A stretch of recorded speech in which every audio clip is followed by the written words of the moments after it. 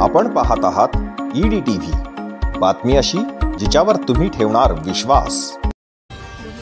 Dnyanradha multistate credit cooperative सोसायटीच्या गोंधळानंतर आता आर्थिक गुन्हे शाखेच्या रडारवर Rajasthani multistate credit cooperative society आली आहे।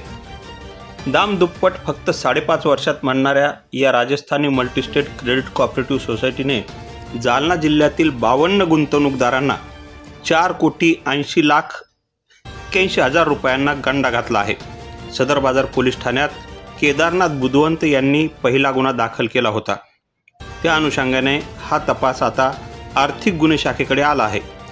या प्रकरणाचा तपास सहाय्यक पोलीस निरीक्षक निलेश इदाठे यांच्याकडे आल्यानंतर मंगळवार दिनांक 25 रोजी या अधिकाऱ्यांनी अंबाजोगाई न्यायालयाची परवानगी घेऊन बीड कारागृहातून या बँकेचे अध्यक्ष चंदूलाल बियानी यांना जालन्यात आणले आहे।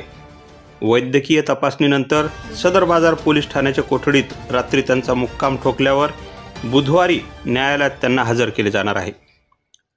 या प्रकरणाची सविस्तर बातमी वाचण्यासाठी लॉग इन करा www.edtvjalna.com किंवा प्ले स्टोअरवरून EDTV जालना हे ॲप देखील आपण डाउनलोड करू शकता।